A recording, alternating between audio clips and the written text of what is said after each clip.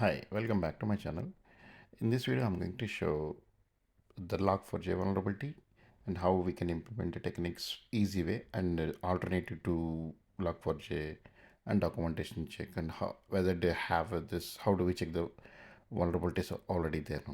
So as we know that in December 2021, we have a big risk of security vulnerability for log4j, and it is for that measure they will measure the vulnerability CVCS score, that is 9.8.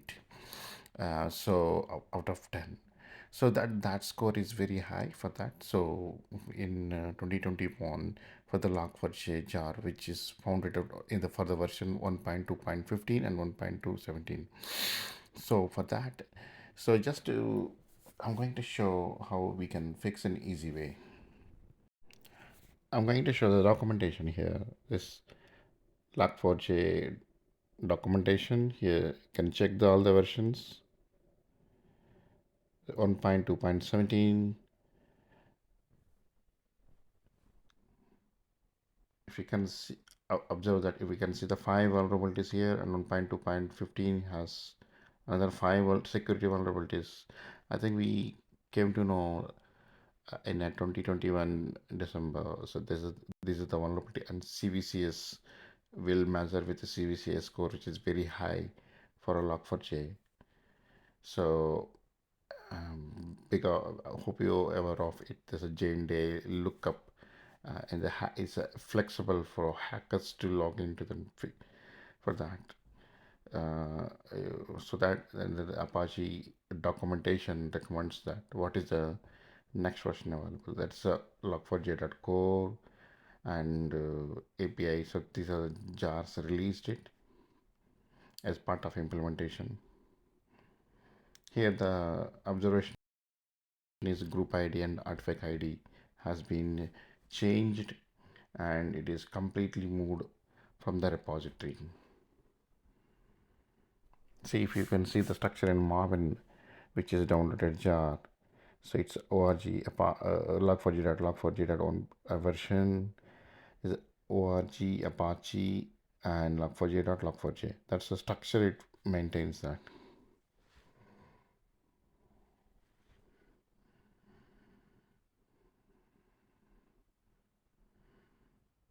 So you'll have a file appender, daily rolling file appenders, logger classes as well. So this have it like that, and whether according to the documentation, so this will be moved into the different structure org Apache logging.4j. So which is everything documented in a Maven repository and Apache documentation.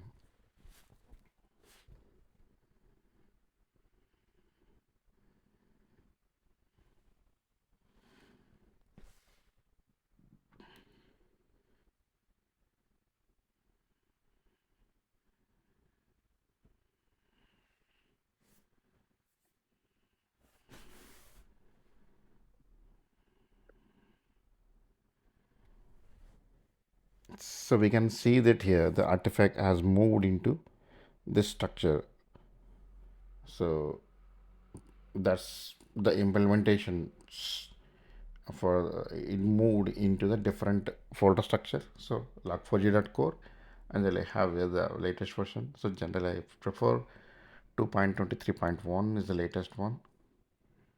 So again, so once you've done that, you need to check the compatibility, whether it's applicable. You need to check the documentation, whether if you are using the Java version which is compatible. So this compatibility also need to check.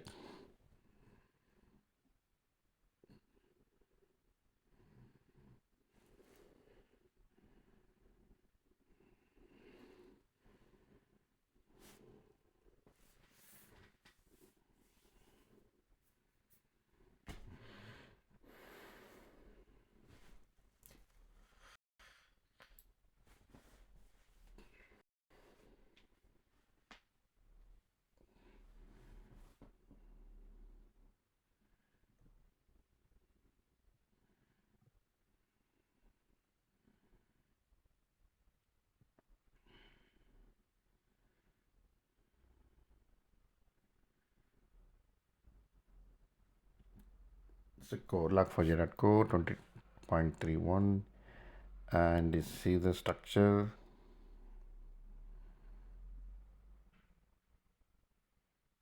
This org.apache dot.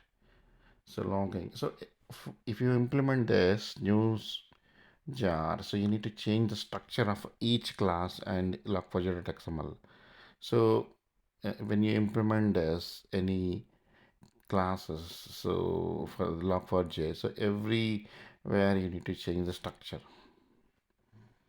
and log4j.xml.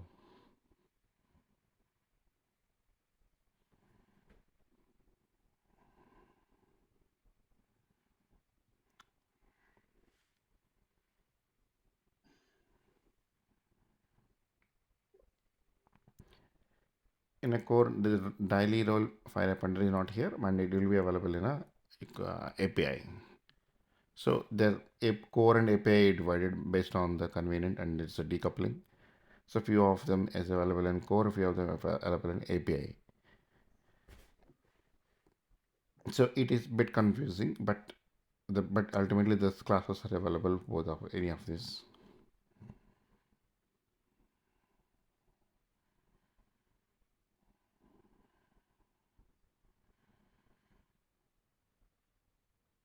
You'll have the alternative is reload 4J. It's also from Apache documentation, so it can implement without changing any classes. Reload 4J is the best. So you don't need to change the class and log4j.xml.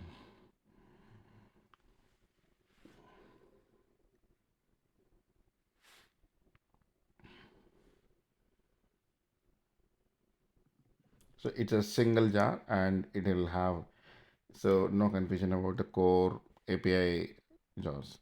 So it is just a replacement to that, and it has no vulnerabilities. So if you have vulnerabilities, you can check it in a main repository online. Yeah, we can see the structure now. So org, Apache, log4j. You can see appender class, daily role file appender, and logger classes. So all will available in a reload 4j.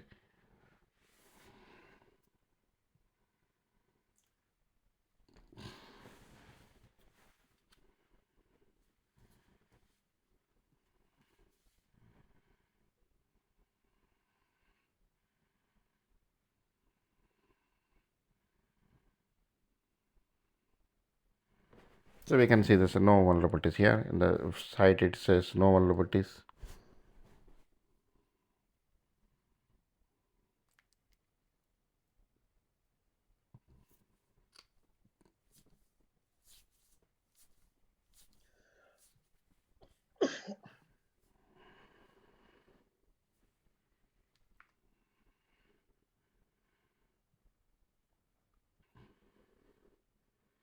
So just to summarize it, so we'll have a log4j replacement for log4j core and API, and have another one reload 4j, which you don't need to change any folder structure or file structure. So it is as it is, like exactly like a log4j.